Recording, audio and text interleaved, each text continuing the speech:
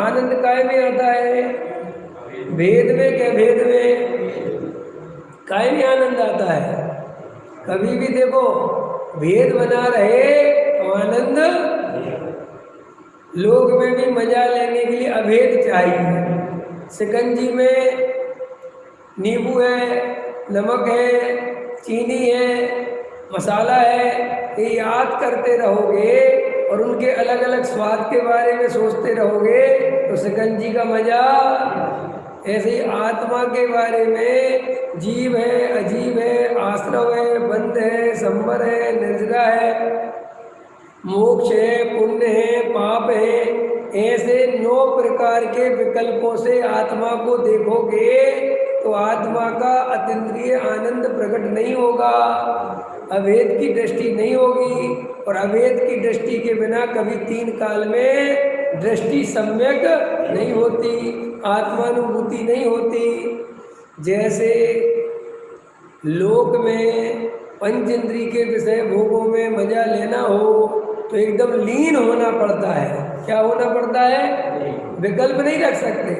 अगर तुम मुझे बढ़िया भोजन कराओ और मुझे फैक्ट्री के विकल्प चल रहे हो, पैसा लेने के विकल्प चल रहे हो, तो तुम्हारा भोजन आनंद देगा मुझे।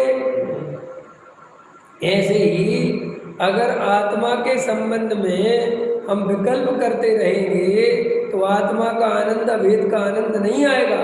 तो क्या कहते हैं कि पहले तो तत्ववादिक विचार करना, क्योंकि निर्णय करना है ना वस्तु का।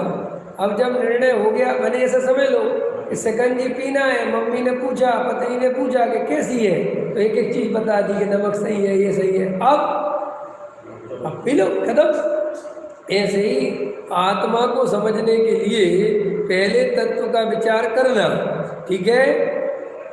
फिर क्या करना कि अब तत्व विचार में से 9 में से 7 तो गायब, आश्रव, बंध, संबंध, निद्रा, मोक्ष, पुण्य, पाप गायब। अब बचाओ आपा पर, बस मैं कौन हूँ और पर कौन है। और मैं ज्ञानानंद स्वभावी हूँ और इसके अलावा जो कुछ भी है अब उसके भेद नहीं, सब पर है। मेरा मकान छोड़कर दुनिया के सारे मकान के पड़ोसी का, कि अपने घर के नीचे जो दूसरे का फ्लैट है उसका, सब कुछ ना ये मेरा है। ऐसे ही आपा पर का भेद ज्ञान किसे कहते हैं कि मैं ये हूँ। मैं कौन हूँ? मैं ज्ञानानंद स्वभावी हूँ, ज्ञान और आनंद का पिंड हूँ, चैतन्य चमत्कार हूँ, जानना देखना मेरा स्वभाव है, मैं ऐसा। इसके अलावा आप क्या क्या दिख रहा है? आप लोग देखो, इसके अलावा क्या क्या दिख रहा है? राग दिख रहा है, कसाय दिख रही है ना, शरीर दिख रहा है, संयोग दिख रहा है, खत्म। अब उनके भेद मत करो, वे सब पर है। इसका नाम है आपा पर का चिंतन। अब आगे चलो कि केवल आत्मा का चिंतन। यह पर की भी बात खत्म करो, अब स्वयं और पर भी हटाओ। अब क्या बचने दो? स्वयं बचने दो, बस। अब मैं ज्ञानानंद स्वभावी जीव तक।